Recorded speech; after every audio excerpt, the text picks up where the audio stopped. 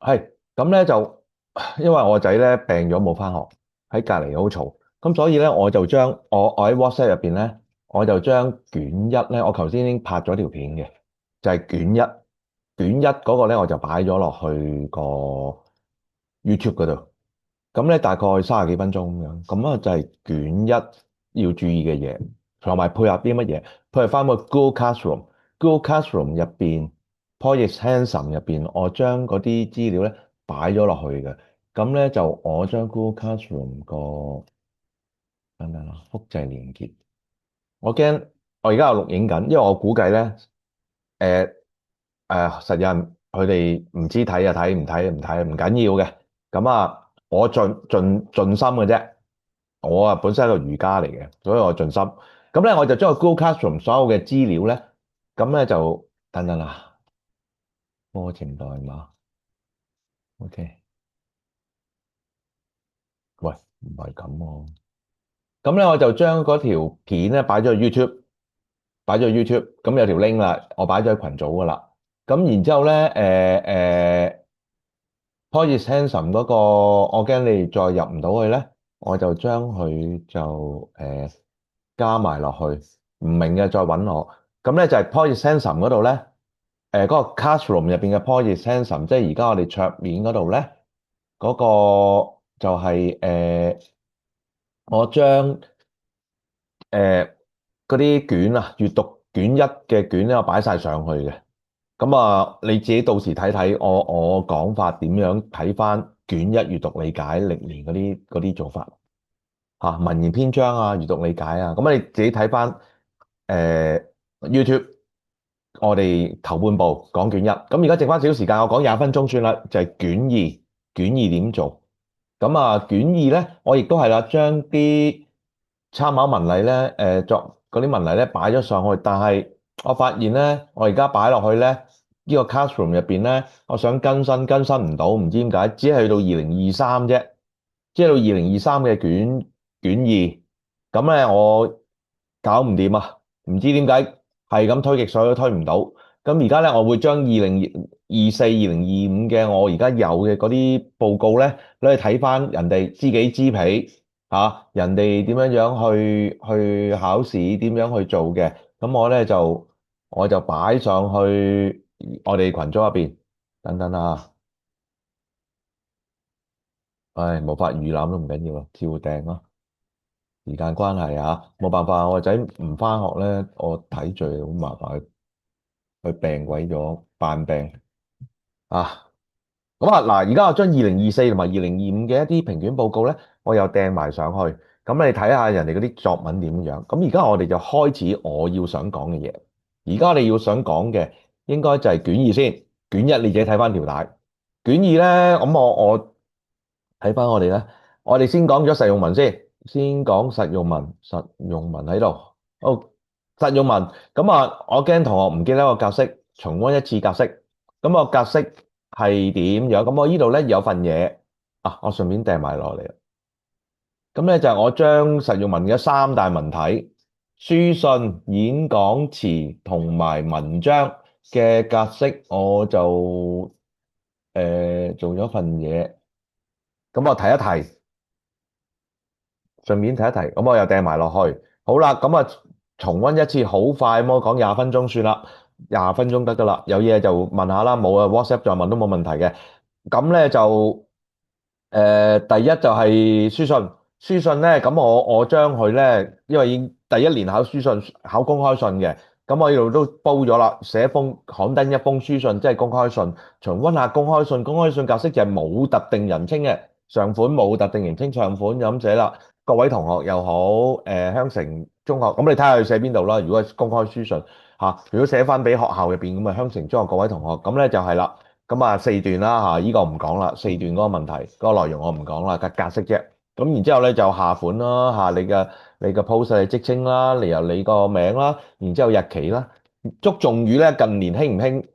冇所謂嘅，又係公開書信可以冇祝頌語嘅。公開書信因為全體嘅可以唔用祝頌語嘅，呢個可以不可以唔用嘅，落咗亦都唔會扣分嘅。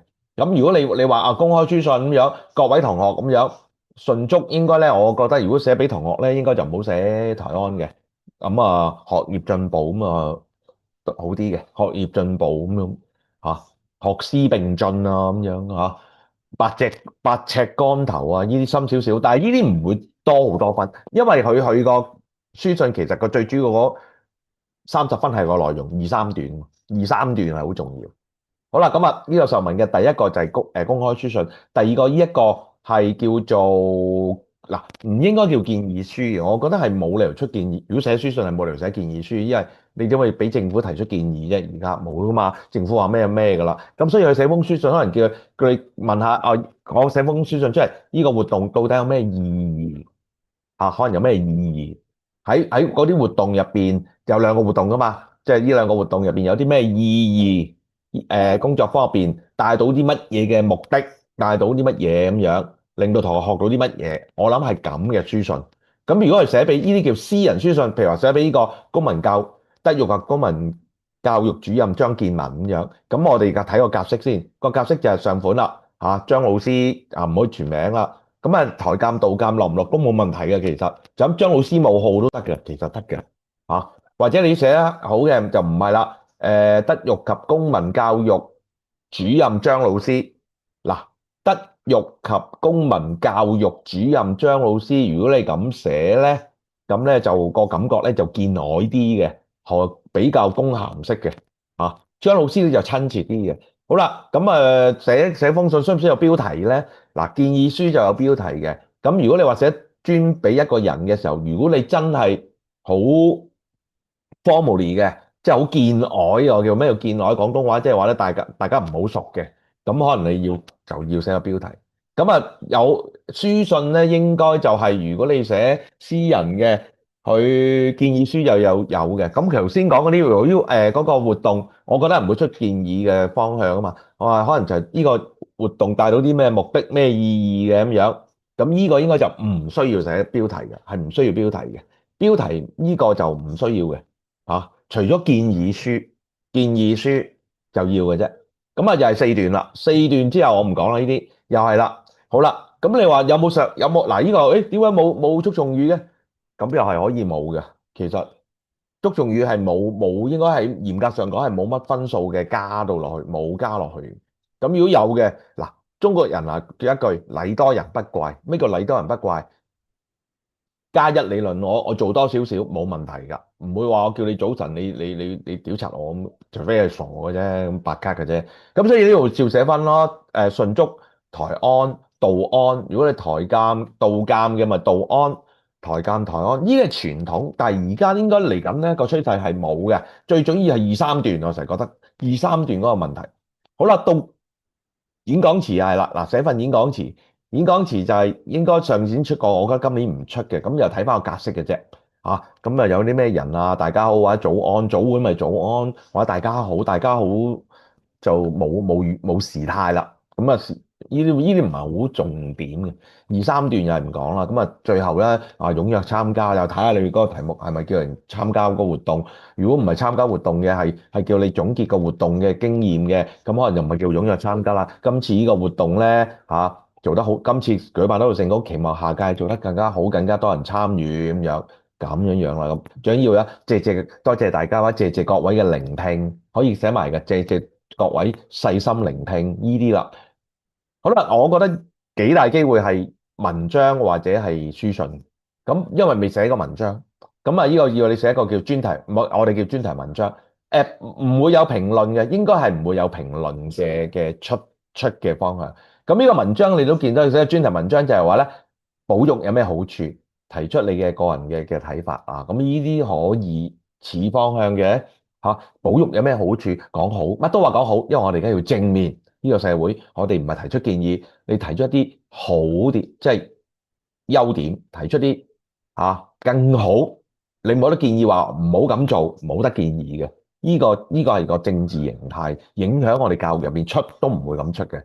咁所以入邊一定會講正面嘅，好好好好嚇。呢個係一定係方向係咁嘅，唔係淨係書信閱讀理解都係咁，一定唔會出啲政治嘅，一定唔會話唔會嘅。一定好正面嘅個社會嚇。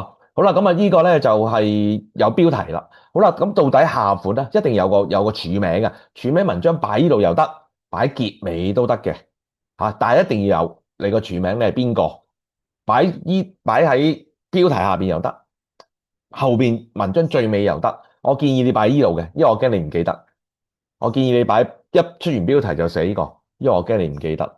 好啦，標題就係有啲係5個字，有啲係7個字，呢度6個字冇所謂，冇所謂，最緊要最好做到兩行，分兩行都得嘅，分兩行都得嘅。我就建議分兩行嘅嚇，唔好一行過，因為你20個一行20字啊嘛，格仔紙20字，咁如果你一行14個字，你要即係十四再加個15個字嚇，你我要計位啊，成唔靚仔啊，咁不如分兩行，分兩行，譬如話你寫7個字或者六個字，六個字係靚嘅，六個字因為啱雙數啊嘛，有得除得盡啊嘛，啱分鐘啊嘛，啱分定中間標題係要分鐘啊嘛，咁啊呢啲留意，呢啲可能都會計少少分，我教過嘅，如果7個字就係先4個形容詞，後3個嗰個活動。或者先三後四，先四後三，或者好似佢咁，佢都係咁噶。嗱，佢咧就先易後新，好啦，文物保護係應該呢個古仔嚟嘅，先易後四咯，你記唔記得？即係有2個層次，一個短句入邊探索，好啦，東區歷史應該係前面係內容嚟嘅。東區文物係啦，東區係啦，咁佢就前二後四啦，呢個就易掌握嘅六個字。如果真係做唔到7個字，唐詩嗰啲律師，即係七言嗰啲律師嗰啲做唔到唔緊要噶，由佢。以前係玩到要押韻嘅，2句要押韻嘅，而家都冇噶，保育史冇押韻，而家冇啊，呢個要求唔高啊，呢個唔會咁要求，唔係話唔高，係唔會咁要求。所以咧，我覺得6個字係穩嘅，容易做嘅。雙2個字係形容詞，後邊係個主題。咁啊，呢個就係專題文章要注意嘅嘢。好啦，專題文章嘅字數控制550字入邊嚇，我建議咧應該就係60、80第一段60到80字，應該大概有啲印象。然後中間嗰2、3段220到啦，220即係440。由最尾嗰段60到80，記住計字數，唔好多字數，唔好多，記住。好啦，中間嗰啲教過噶啦，2、3段嘅寫法嘅時候，應該要有兩個層次依文章。咁你可以睇翻嗰啲呢啲唔靚仔嘅話咧，你可以睇翻嗰個classroom 等等嚇。嗰個 classroom 入邊咧，嗰個 classroom 我好似有擺嘅。喺寫作能力啦，呢一度嘅睇下有冇擺先啊。公開信範2024，睇下咩料先啊，我都唔記得嘅。咁可能呢度睇下睇比較慢啊。Drink what? Drink water，自己慢慢係哦。呢個都唔係，呢個都唔係，唔係原稿嚟嘅，唔係原稿嚟嘅，即係唔係考試嗰啲。好啦，咁啊，我再睇下，應該冇咯咁，應該冇咯。冇咧就冇計啦，咁講詞都係應該唔係啦。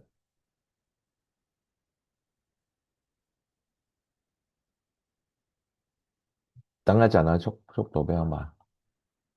咦，呢個係喎，呢個演講詞我做咗啲咩啊？有冇問題啊？有啊，有個問題，你可以睇睇嘅，大家睇睇呢一個寫法嘅時候，你睇睇我揾咗一個5等嘅事例做咗啲分析嚇。第一段80字到60字，佢有80幾字咁樣。好啦，然後你見到佢寫嘅時候扣題啦，然之後咧，另外嗱兩個層次啊，另外兩個層次記住中心句，然後就中心句好 friend，相信同學乜乜乜，因為演講詞啊嘛。到乜乜團章句號中心句，然後兩個層次，應該係啦，係啦，應該。哦，唔係喎，另外係第二段喎，對唔住啊，另外第二段，同學乜乜乜，但既方便，係啦，應該兩個層次。嗱，綠色嘅一個層次，綠色嘅係即係一個整合，然後紅色、粉紅色嗰個另一個整合，應該係咁啊，係啦，應該係咁。你可以睇睇呢一個。個文例嚇，佢話佢寫得幾好嘅咁樣，咁我就做咗少少分析喺2024嘅演講詞入邊嚇，咁可以嗱，呢個就係實用文嗰個做法啦。記住我講嗰啲，即係我一陣會我夜少少再發少少文字版本俾你哋。呢個就係演講詞要注意嘅，唔係實用文要注意嘅地方。咁啊，控制時間，你記住你嘅時間嚇，半個鐘做唔做得？即係一定係半個鐘到嘅啫嚇，半個鐘嚟搞掂佢。你慣㗎啦，已經由 Form 4、Form 5、Form 6，你哋應該係理解點樣控制個時間。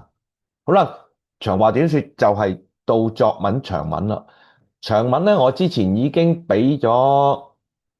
啊，俾咗啲文例你嘅，叫你翻去睇嘅。咁舉個例子係呢一份國內嘅呢份值得參考啊，同學嗰啲國內嗰啲點樣寫，同埋我做咗啲模擬試題上去。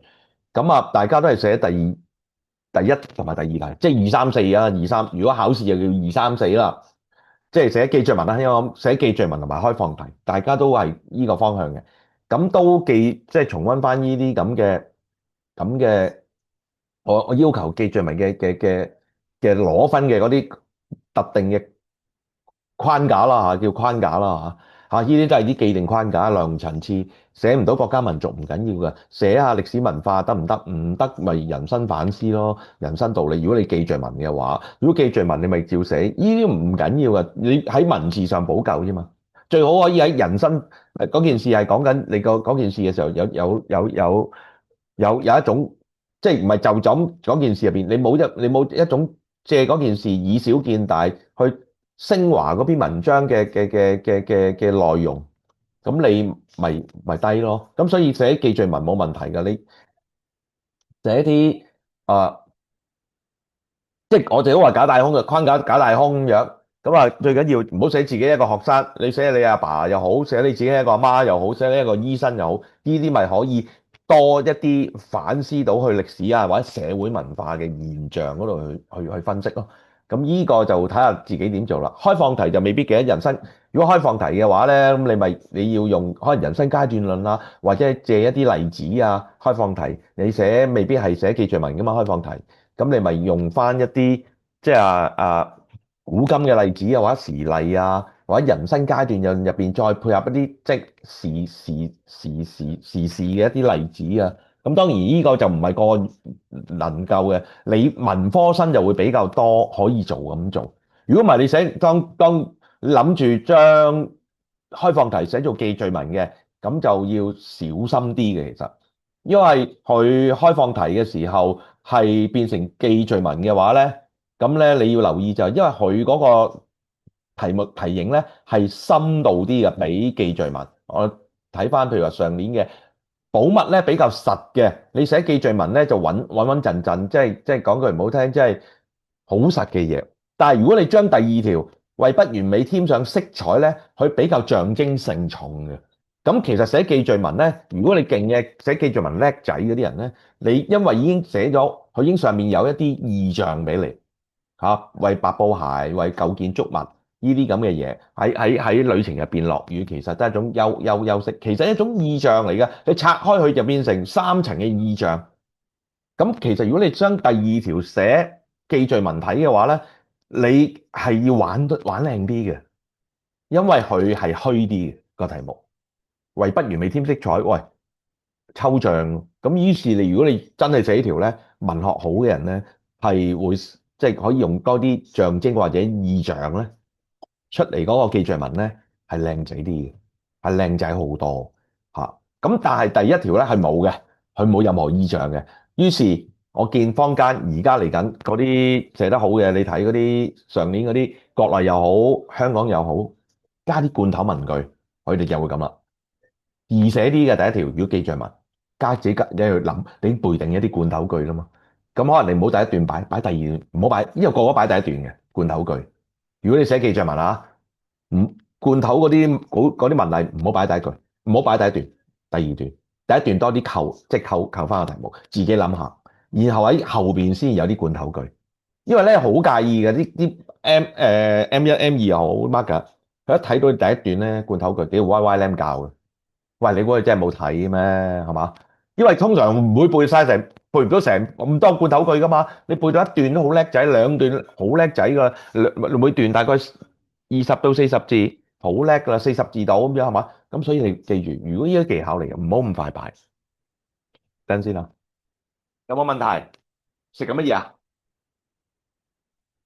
邊度好痕啊？好，條脷好痛啊？我好快啦，爹哋好快嚇，我唔好意思啊，繼續繼續。咁咧就依個就係你要注意嘅嗰個即係我覺得記敘文，如果寫記敘文嘅同學要考慮嘅，即係如果第一、第二條嘅話，記住第二條咧要深啲嘅，落力重啲。如果開放題嘅第二題寫開放題嘅為不完美色彩咧，依啲為不完美色彩咧，我自己個人咧，我真係會我係文科底咧，我一定會加多啲為不完美添色彩咧。呢啲題目咧，我係會揾多啲古今例子，不完美嘅添上色彩，揾啲古今例子嚇。不完美咪為咩不完美啊？就係個年代上嘅不完美。咁舉個例子啊，蘇軾屈原不完美喺旅途上嚇，已經沾污咗嘅白布鞋，被人被貶官黃州嚇，咁咪點啊？喺詩詞入邊係乜嘢？喺文學喺繪畫嗰啲嚇添上色彩咯。嗱，呢啲我就會咁用啦。如果文科就諗下點樣用。咁就記住啦。如果阿顏同學咧，又是顏同學咧，你寫嗰啲開放題嘅時候咧，唔好咁實，唔好全部用晒啲實例。啲實例咧，佢唔會俾你高分嘅。即係你寫嗰啲咩非洲有啲咩貧窮啊乜乜舉例呢啲咧，佢會覺得你背嘅。你一定要有實有虛，所以你有實之後，我咪教你加啲虛嘅。記住啊，佢覺得你太實咧，背嘢咧冇分嘅。即係佢哋啲 mark 架係咁。佢一貫口文一背嗰句唔好擺第一段啊，劉唐一樣嘅啫。就嚟，佢就會覺得，你都係套路嚟嘅咁樣，套路啊！開放題都係，如果你想寫有實，即係有啲例子嘅時候，例子唔係重點嚟嘅，例子係飽滿你嗰段，然後加啲你自己嘅突然間，既然呢個例子非洲咩貧窮地區乜乜，然之後喺個不完美入邊有一個方浩文醫生，你咁講啊，佢為呢個不完美咧添上色彩。有陣時就係一啲咁少嘅善事就可以發光發熱。但係突然間咁樣，好似你自己加啲咁嘅嘢落去，咁咧嗰啲咁嘅開放題咧，夾敘夾議啊，有例子，有抒情啊，或者喺議論入邊有抒情啊，咁佢就覺得哇，呢啲係散文式啦。如果唔係點解你唔寫第三題議論文啊？咁樣樣咯。記住記呢樣嘢，所以我成日話你好實就係咁，實入邊要虛，實又要虛，記住呢樣嘢。咁可以睇翻啲文例嘅，睇翻我哋啲文例寫得唔好，因為近呢唔係話唔好啊，即係我重新再擺翻去呢啲以前舊中四五寫嗰啲開放題咧，我唔夠人哋出面打咧，就係因為我哋都係全部都係寫啲例子，佢覺得太 general 啊。咩漢語劉邦啊，咩屈原李白蘇軾，佢成日都係咁，啲評卷就係咁啊。你寫一個咧，佢好日都冇人聽過喎，宋濂洪邁喎，即係亂咁啊嚇。即係啲咩？你唔好叫佢做劉伶啊、劉伯倫啊咁樣辦，因為劉伶字伯倫啊，即係有2024 DSE 嗰個達官嗰個。你話伯倫咁樣，你咁寫伯倫咧，佢講話你好勁喎，你冇寫劉伶兩個字喎，咁啊直寫喎，好似就係咁奄尖聲門啊，想我哋高分嗰啲。咁啊，當然啦，最主要就係作文，你記住，即係大家都好啦，邊位都好啦，因為我條片都會升上去，升翻上 YouTube。記住全文扣題，呢啲真係重點嚟。啊，仲有一樣嘢，一個咁嘅 tips 嚟嘅，又唔係叫 tips 嘅，而家唔 work 嘅，我覺得，但係可以分享下嘅。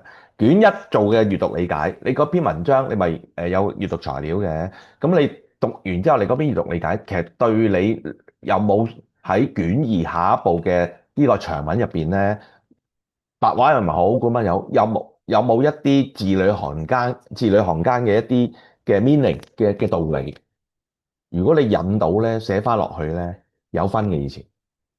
即係好多人都係咁啊，卷一就卷一，卷二卷二，我依眼就依眼，依頭就依頭，依腳就依腳，唔係喎，我喺卷二入邊攞到卷一，你背到卷一嘅某啲重點嗰句擺翻落去。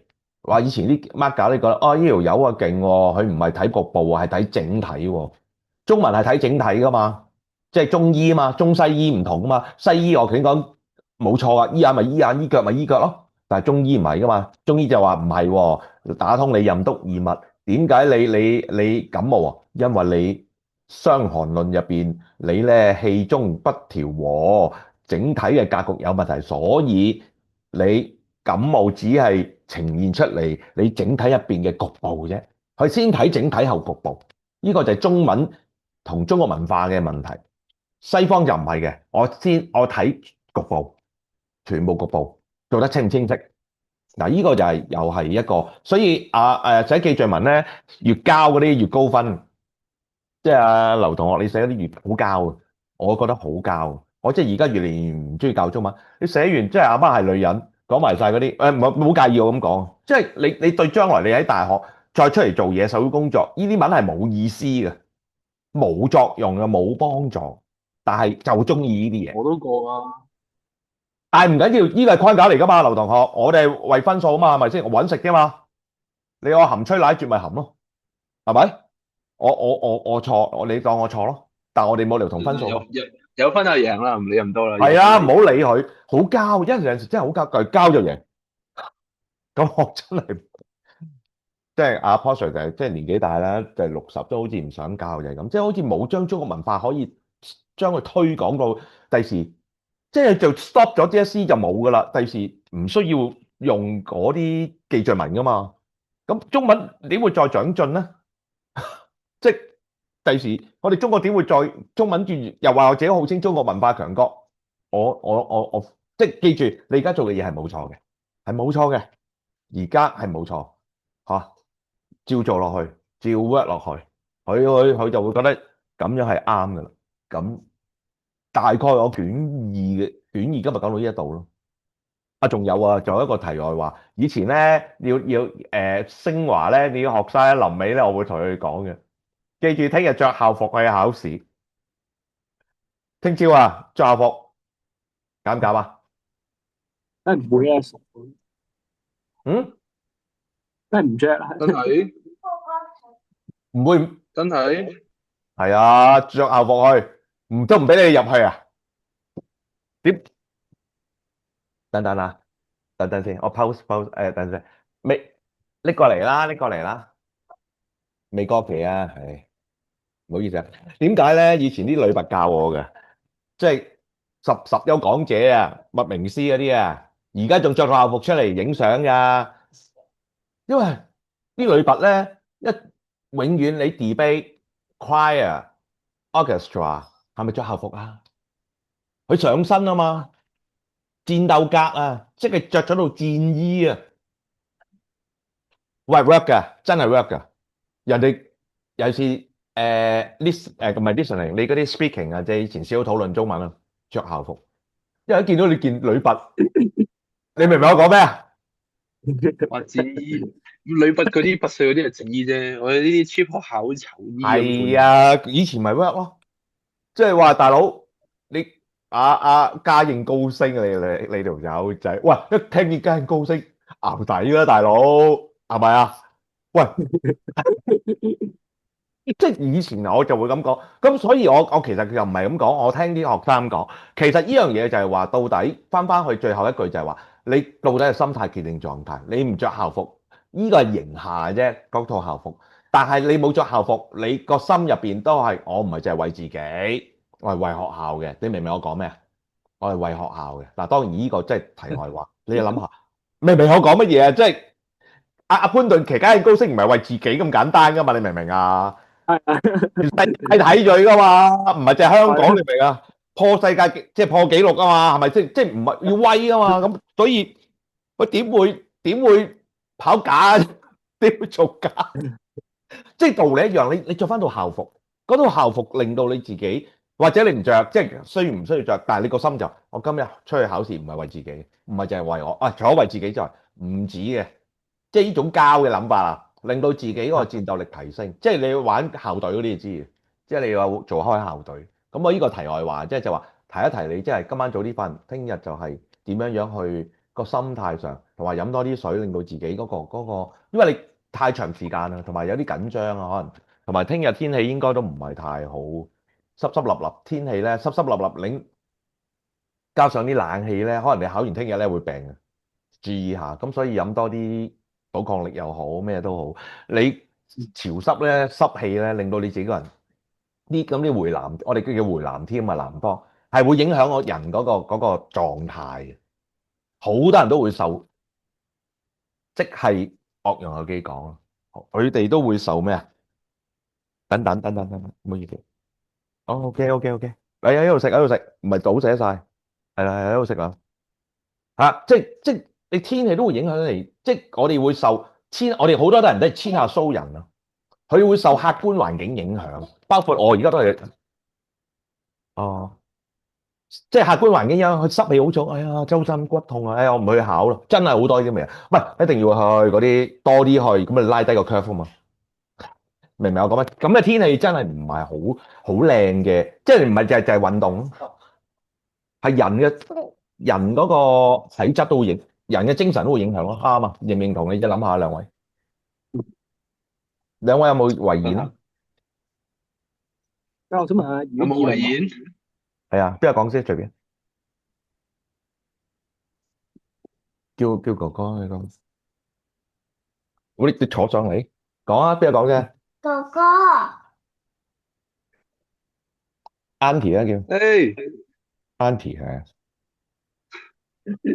OK，走啦，扮病唔翻學，走，拎佢第度睇啦。J，有冇啊？有冇嘢講？隨便講。如果聽日嗰條開放題出到好難嘅，咁議論文有冇咩嘢去？即係如果即刻轉議論文都唔 OK 咧？男同學你可以嘅，因為你個例子多啊，你文科底啊嘛，變咗你如果你最緊要就係嗰啲嗱，你議論文其實嗰啲題目年年都好淺嘅而家。點解啊？因為佢唔使要你用古今例子。嗱，你注意一樣嘢喎，而家嘅議論文咧，等等啊，轉翻下桌面。佢而家議論文唔係咁多明我講咩？即係冇古啊，今，唔需要因為而家人唔撚讀書啊嘛，明唔嗯明啊？啊，你唔讀書，咁你可以寫議論文㗎，得嗯，㗎。不過你好少，你諗翻你多唔多寫破論先？因為我好少同你寫破論，因為要先立後破啊嘛。即係駁論嗰啲咁樣。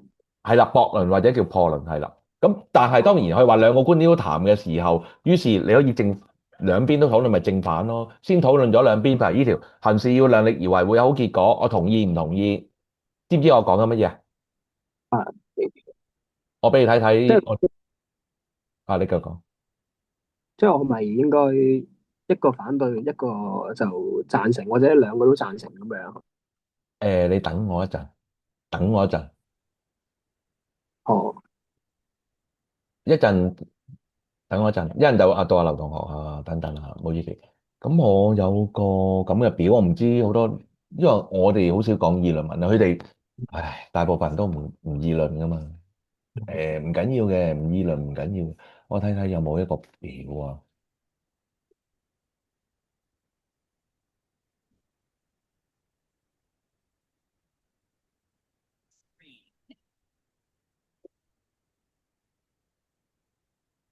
啊，呢個表。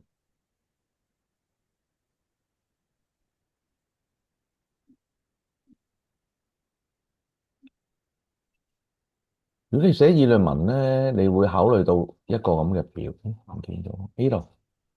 嗱，2025年有條 DSE，佢就係問你，即係其實唔係你同意媽嘅，係談談你嘅看法咁嘅。咁你於是你咪要拆咯，即係頭先將兩個有容又好，一心又好點啊，拆開佢咯。即係呢度啊，啊有容同阿收端，sorry 阿收端，咪拆咯，變成呢個邏輯，即係簡單嘅邏輯。你可以有幾個可能性出現喺呢條題目。有容講嘅啊，要咩啊？量力而為啊，定係兩冇現象冇力而為，結果，一個就係突破。即係你咪係你咪咁做個表先喺個腦入邊，或者真係攞張紙得唔得？一個就係、咁你話兩個都同意有冇可能咧？應該如果咁睇，又好似機率兩個同意，呢一個第一個機率唔係咁高咯。咁然之後我見好似有啲人會寫，譬如可能某個情況下，第二個係好係你啲咁樣。可以咁寫，係啦係啦，你加入條件式啦呢啲叫，但係你少練條件式啊嘛，你明唔明我講咩？一即係突然間個支持反對。兩個嗱，你呢個其實如果寫呢邊咧，學識要你可以先寫學識，即係學識係同意嘅，咁你另一個都可以同意噶嘛。咁但係你咁唔好要啦，唔好要啦，得俾我，爹哋做多一陣，你要 drink the water，go go go，得啦得啦，爹哋執啊，拜拜，唔好意思啊，咁你咧就變咗你有加入啲條件式咧，你咪平時少練咧，明唔明啊？平時少操咧，咪擔心咯。不如如果你寫呢條嘅時候，我自己啊，即係會咁講點啊？第一個量力而為，勉強冇結果，我會呢一度講，我部分同意咯。嗯，咁你咪要補充咯，然後跳出先突破咧，呢個係最關，即係我會咁寫咯。呢個先係一定要突破自己咁咯。即係前面就話量力而為，勉強冇結果，我就會寫多啲，即係話兩個可能性係做事應該要量力而為嘅。如果唔係咁勉強咧，就會失敗，甚至 PK，即係舉例啦，甚至一敗塗地咁樣。咁但係亦都講啦，有陣時咧都要試下自己嘅，所以部分同意。有陣時都要突破下自己嘅能力嘅。於是有人就提出要跳出嗱，佢要跳出舒適圈啊嘛。咁你要接翻上邊喎。其實就話，所以有陣時量力而為嗰啲人咧，佢唔敢勉強咧，因為活喺舒適圈。你見唔見佢接緊篇文啊？哦，你明唔明啊？我咪接哦，緊啊！兩個觀點討論啊嘛。咁我咪將數嗯，據套翻落去，屌嗰班撚樣，唔敢勉強冇結果，咪即係喺舒適圈入邊躺平咯。即係我舉個例子咁樣。咁係你又知道我接住咁樣，明唔明啊？即係跑馬咁樣啊，唔係直路，唔係好多唔係直路賽噶嘛，唔係係全力跑嘅。啲馬咧係啲騎師啊，即係轉彎，你知道我講咩？即係跑一出去就梗係唔會即刻轉彎啦，就有條直路啊，嗰度搶位，係然後轉彎噶嘛。嗯咁有啲流力係係嘛，有啲就穩遮擋，有啲就放頭。你明我講咩？咁你係咪你有一個嗰種咁要跑馬嘅比喻就係話，當去到直路嘅時候，再有啲人就放緊頭嘅時候，盡量繼續放，即係大圖啦，日文叫大圖啦。有啲唔係嘅，佢就穩啦，哇！佢有遮擋又穩位出嚟，攝出嚟，睇下隻馬有冇啦，俾唔俾到力佢啦。有啲係埋欄衝，有啲外邊衝，即係外嗱，你就呢個就好似呢個一篇文章嗰個，即係行事量力而為，勉強叫啱嘅。呢個係有部分係啱嘅，因為咧量力而為，係最安全嘅。萬一一敗塗地、一塌糊塗、一蹶不振，做到人咁樣，咁咪唔好咯。咁於是你講啦，於是咧就好多人咧就喺活出喺個咩舒適圈，但係咁樣係咪真係好咧？咁樣有陣時真係要勉強下喎，係嘛？咁於是就接咗咩？於是人就覺得咩？要咩啊？走出呢個咩啊？踏出呢個舒適圈。完之後就再突破啦。咁呢個你可以講兩層都得㗎。突然間才可以突破自己一界限。於是就我哋要突破自己界限啦，就揾啲成功嘅例子突破自己界限嘅。咁但係要注意喎，嗱補充啦，要注意喎。萬一你踏出舒適圈唔能夠突破界限，咁點啊？咁你就要用中國文化啦。嗱咁啊轉啦，啊呢啲就攞分啦。你就要轉啦。突破唔能夠突破界限嘅時候，我唔應該咁樣咧，我就一蹶不振，應該就不以物喜，不以己悲，嚇、要有古人之心，盡咗力啦，係君子，盡咗力，但係亦都問心無愧，明唔明啊？加啲補充條件，又扮嘢咁啊，咁樣有啲中國文化。但係你見我成篇入邊有冇例子？我未講啲例子，咁你都知應該有啲咩例子擺落去嘅，係咪？量力而為，你有古今例子噶嘛？或者生活上盡力而為，勉強冇結果，量力而為，咁你咪攞啲正例又好，反例又好，古今嘅例子，你人文科底應該有嘅呢啲，係嘛？你應該諗到。好啦，咁譬如話我再講多少少，譬如話呢啲又係啦，第2024又係啦。信手諾言咧，具成述，哇！呢啲其實咧對文科嘅學生嚟講，議論文係冇優勢㗎，因為你唔寫例子都掂啊嘛。係啊，你唔寫古今例子，你都可以寫議論文。係啊，嗯，咁啊，即係廢話咯，即係講句唔好聽，crazy。no cut cut 啊，你病啊，點解要食？唔好嘈，唔好嘈爹哋。喂，好好，唔好嘈住，一陣都咁我講埋呢度先。譬如話你呢啲咁嘅信守諾言，最具誠信表現，當我哋要寫嘅時候，你咪又講下一啲即係自己個人咯，即係我對誠信咯。我做咗班會主席，我就要具誠信表現，我就要咩啊？實踐我嘅咩啊？我之前嘅定下嘅咩啊嘅政綱嗯，咁樣。舉例啊，學生會主席，咁你咪有趣呢啲，所以話寫議論文講自而家己都得㗎，咩啊？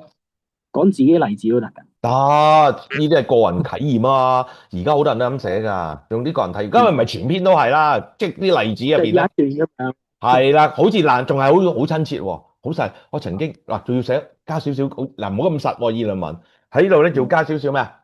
唉，我曾經諗嗰啲。過，我想放棄，但係我因為已經信守承諾，所以喺艱苦入邊，我繼續向前。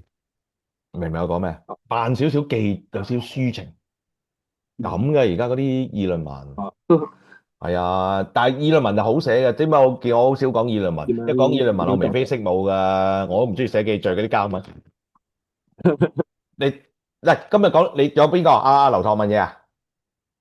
啊？仲有如果個篇幅嘅話，應該點寫？即係我話，如果呢條嘅，咁係咪應該講遵守承諾就落兩段，跟住之後有一段就講放棄承諾嗰度，係啦係啦中間一段就唔係啦。屈咁樣。如果你咁樣係啦，信守承諾講兩段具誠信表現，陳陳遞咗兩段，第一段就嗯，具誠信表現嚇，啊，信守承諾更不止誠信表現，係中國儒家係中國優秀傳統文化帶佢啊嘛，中國傳統文化入邊嘅道德體現。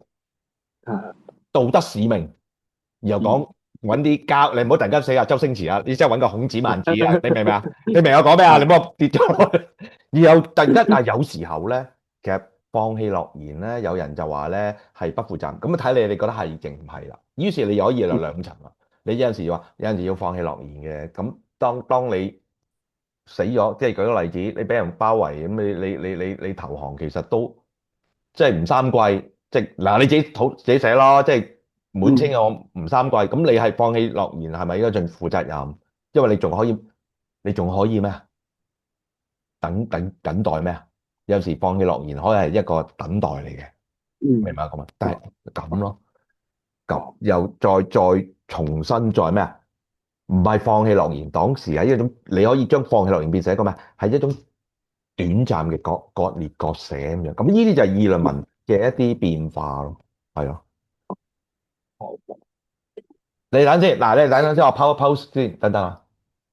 我呢個咪啊，好，我哋個睇呢度，開完料我哋即係嚟得㗎啦，即係嚟得㗎啦。人嚟我哋佢聽下啊，唔係話嗰個三文錢啊，佢哋你知道嘛？咁啊，我哋而家再講呢個有話嘅嚟到，即係要睇個。以前就嗰陣嗰個咁難睇，你睇你 YouTube 好快，爹哋好快。No，係咯，係唔好意，係唔好意思，唔好意思，繼續。劉同學咪有嘢問啊？淨係仲有冇嘢問？銀同學啊係，我想問咧，即係去閱讀卷去答簿咧，你可能仲有一題會問佢，可能有啲文章對於即現實生活中有咩啟發咧？嗰啲咁樣點樣做？睇翻評卷答案，呢個係2024年咪問過一條嘅，2024係嘛？咪個人睇法嘅，2024等等先，好似係嗰啲唔係，應該就唔會好主分數，係咪2024？等等啦，等等。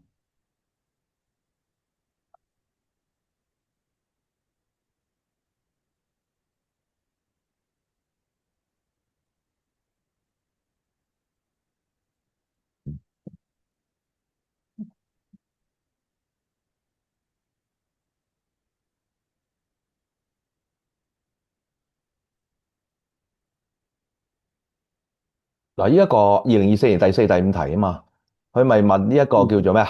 小學二大為你個人學習嘅啟發，格沙出咯，可能嗱，佢上次出咗情與理啊嘛，係咪？咁今次前年即係上年2024咧就出咗呢一個佢嘅個人學習有咩睇法？其實你首先你見到佢中心句輕重不分，懶係有咗個咩啊？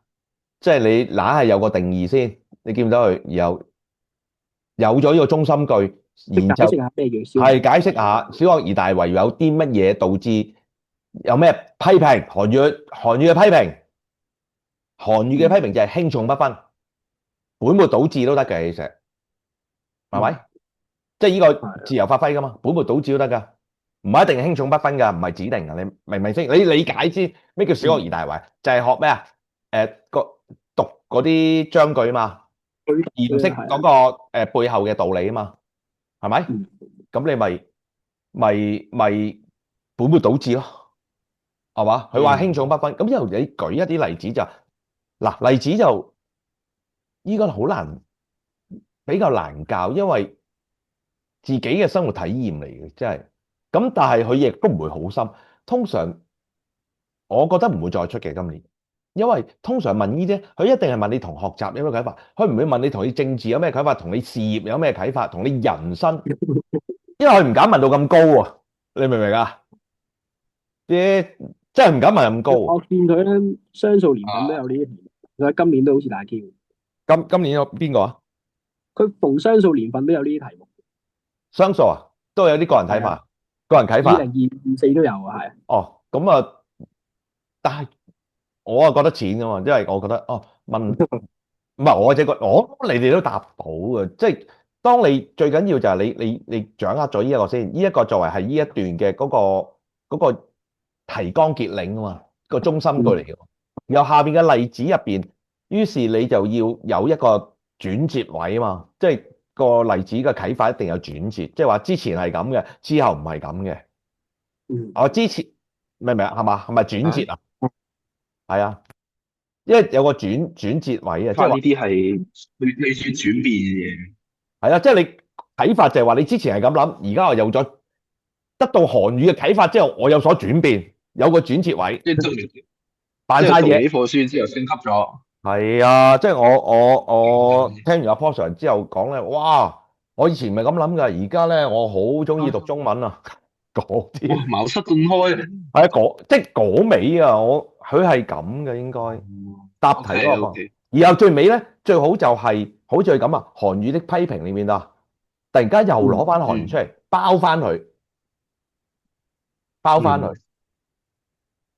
但係有啲題可能會即係唔係個人話青少年的學習有咩啟發？咁如果第三人稱嘅話，可唔可以用自己啊？定係要有即係冇夾硬搬去青少年？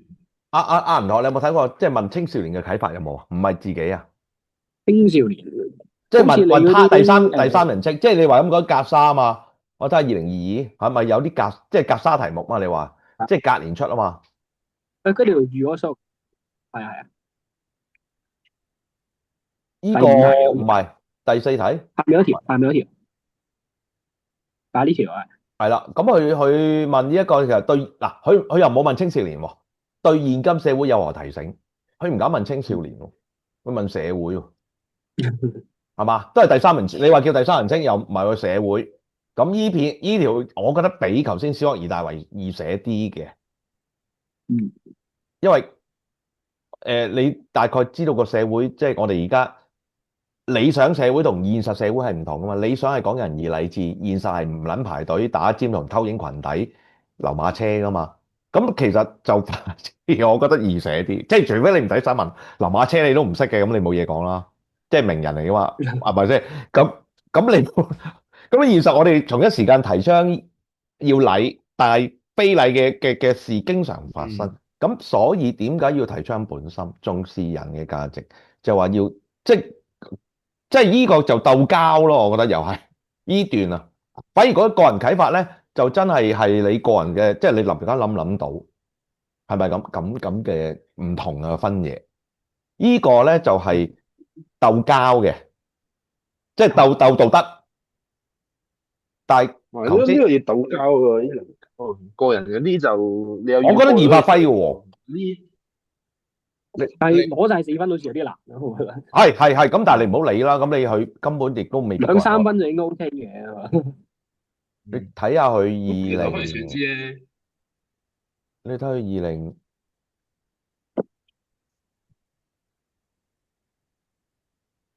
喂，佢都係啊，十十九九點五點五啊，咋。嗱，我提咗你啦，計完咁你希望2分攞2分，當贏啦，攞2分啦。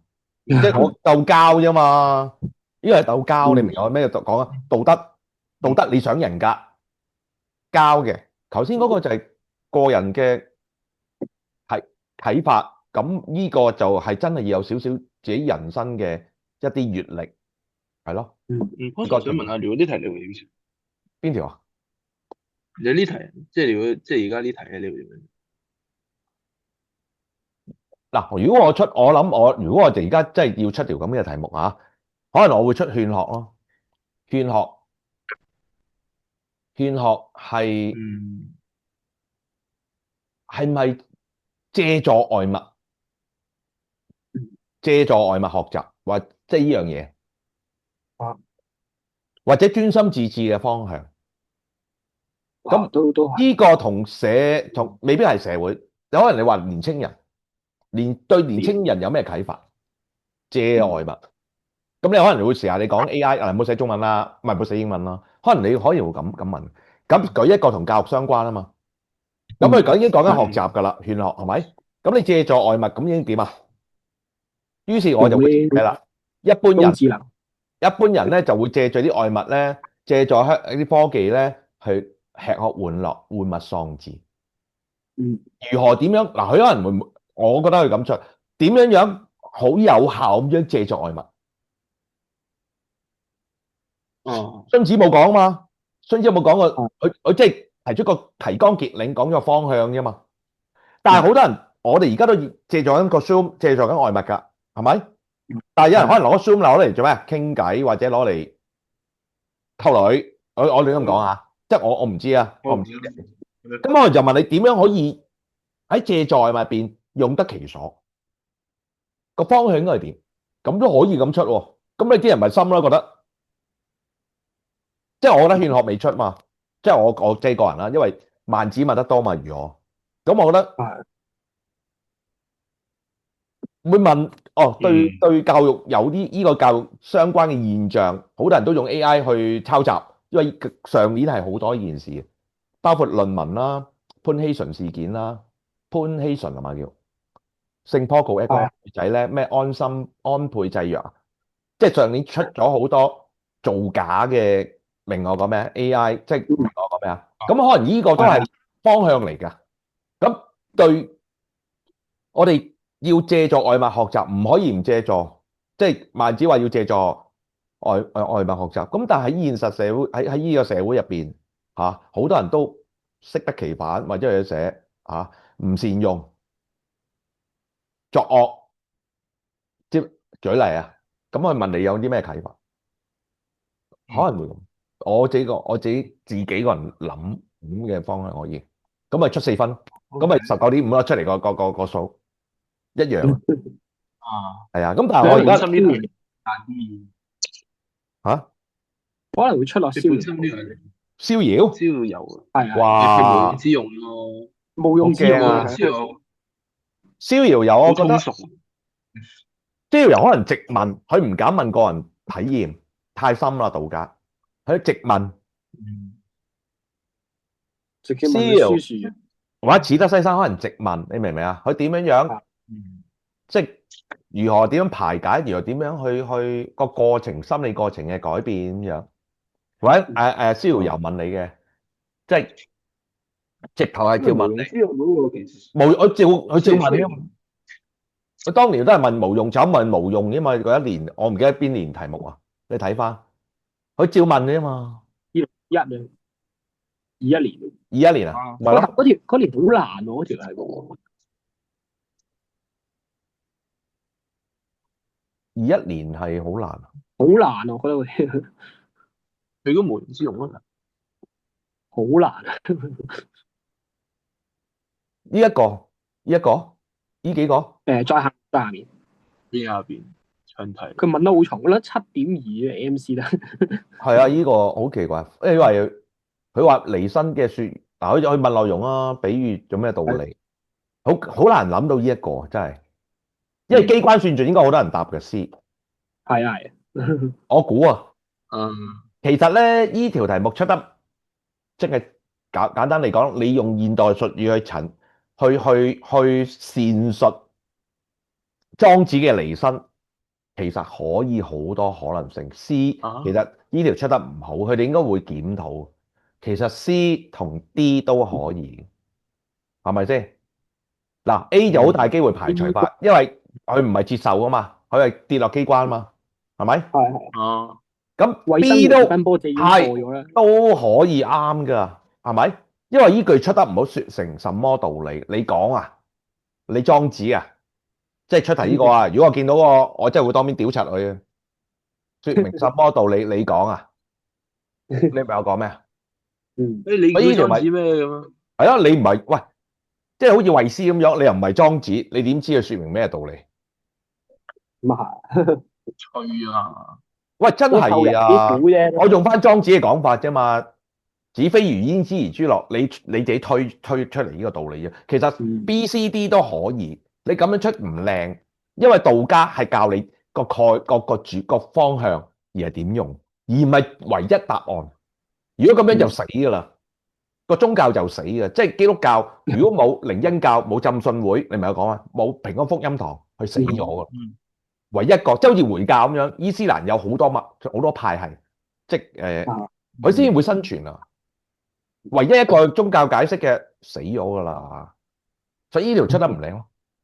係啊，咁呢一條都反而啲人點啊？都有啲分啊，啲係啊，呢個又唔難咯。係啦，書說人生有咩感悟？係啊，好大路啊！你知道就係知道點啊？書說就係冇人斬佢，佢可以冇人斬佢，係咯，安享天命。所以呢條咪好明顯，佢哋開會應該會鬧，會批評得幾犀利㗎。搞鳩佢，出嗰下嗰個好奇怪喎！喂，你話有呢個道理啊？你解釋啊？你勁過莊子啦，咁即係你邊個啊？出邊位啊？出嚟啊？係嘛？即係我哋冇理由咁出啊！明唔明我講咩？冇理由唯一答案啊！如果出唯一答案嘅就唔應該咁出咯。即係我自己覺得莊子由幾千年，應該三個錯晒咧，應該係。所以呢個唔重要啊。反而我覺得呢條佢冇理由即係呢條要再翻炒嘅喎。唔會，佢冇啊。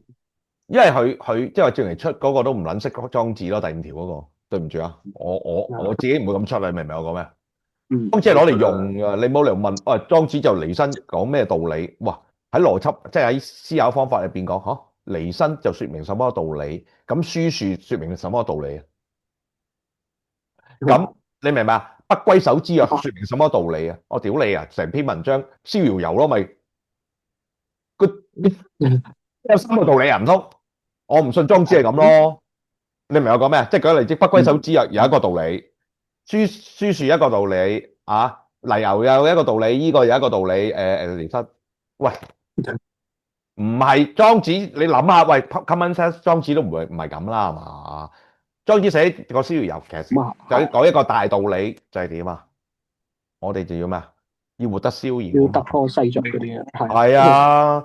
就係逍遙啦，唔好有唯一標準，唔好受世局所限啊嘛。佢引咁多例子，其實想就係講唔好受世局所限啊嘛，唔好覺得有唯一標準啊嘛。喂，你咁樣話，你而家就唯一標準，凡機心有機心者，喂，你點知離身係真係有機心，精神被挾制而不自由咧？即係你呢個真係好難，除非咧嗱，除非呢條題目咧，呢條題目點出咧？將逍遙遊呢段同一篇古文去比較，然後引個古文嗰個就係有機心而不咩啊？即係做為官者啊！其實啲離身就做官，其實莊子係其實想講咩啊？莊子係用緊係無為而，莊子都教你自覺之道㗎，不過唔喺逍遙遊啫嘛，明唔明啊？佢教你自覺㗎，即係佢恰你啊嘛？點解佢講齊物論講啊嘛？呢啲嘢。就係話莊子教人就無為而治，即係點啊？嗰個要小政府呢個國家，唔好咁多，否則嘅咧，大家就佢嗰啲人咧就會精神被挾制而不自由，佢做得更加唔好。唔知你明唔明我講咩？即係你考到5星星狀元去做醫科，你個狀元去到咧，你就會因為你自己精神拉到自己太緊而不自由。嗯你明？即係個概念係莊子教嘅概念係咁啊，所以佢呢條佢應該要同人比較，攞篇古文嘅寓言去做，咁一合咧，咁就出嚟好睇啲。即係我個人嘅睇法。咁啊，唔好介意去，誒唔知啊，我哋讀 small potato，Paul Sir 有冇其他嘢問啊？我要湊仔啦，問冇咁多啦，好嘛？問多個。哦，讀完 reading 之後，即係準備考作文嗰段時間，我應該要做啲乜？我咪話你睇翻嗰篇文啊，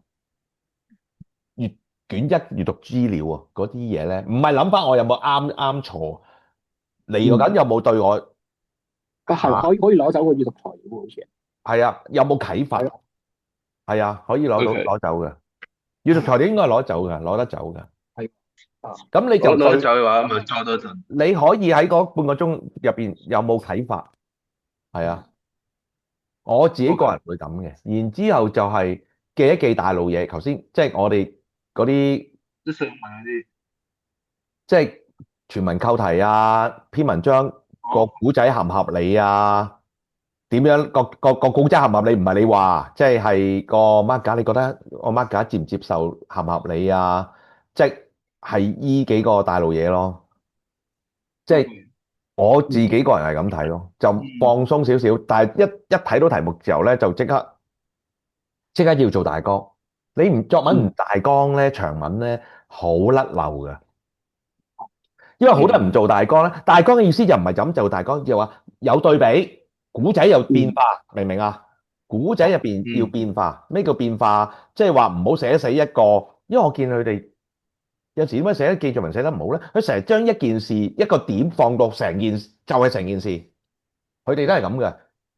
咁啊唔係咁好嗯嘅，即係好平淡啊。其實就無病呻吟咯，我哋叫你一定要變化呢件事件。即係舉例，我做茶葉嘅個仔，即係嗰隻話咩個仔，你話咩去打桌球，我叫啲學生改啊，佢係做珍珠奶茶，即係做奶茶店、茶飲店，咁啊中西文化喺度咩啊？係咪有古仔啊？又變化，阿爸就失咗個幫手。文化衝突上。係啦，開頭唔放手嘅，屌你啦！你冇傳承我哋傳統嘅茶葉，你係咪喺度變化緊個古仔？然之後就話有個哦，第三者出嚟講，即係你送去城嗰度讀，我就叫佢送去城嗰度咧，有個好嘅茶飲店嘅師傅叫佢，咁佢個老豆突然間就轉啦，好啦，我就俾3年時間佢去茶飲店嗰度唔知2年定3年，我唔記得。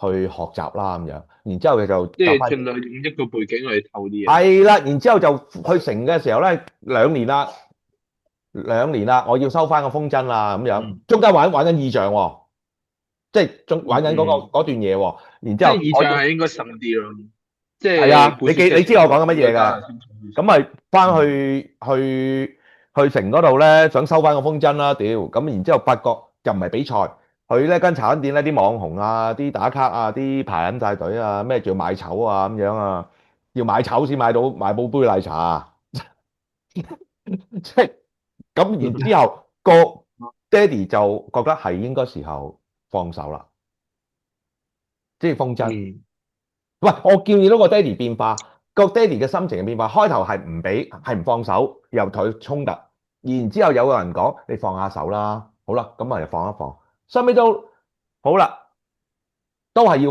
收翻佢翻嚟啦，唔放手啦，一出到去見到啲網紅店，哇，好多人拜，喂，放手啦，係咪變化緊啦？最怕就係佢哋作文咧，好多時就係一句嘢咧，成篇都係咁。佢哋即係始終，寫記敘文我都唔知點教啊，因為我都唔知點講。有陣時我係冇代溝 generation 咧，其實我講啲其實好大路嘢嚟嘅，就係對比。所以你作嗯記敘文嘅時候，開頭記住做結構嘅，即係做大綱。好多人話就咁寫大綱，喂，大綱就係你中間嗰啲事件入邊有冇對比，前後變化，明唔明啊？個決定變化或者嗯心理變化。前後喎，矛盾喎，心中明唔明我講咩啊？咁人就係咁噶嘛，人就係活喺一種就係到底食唔食咧？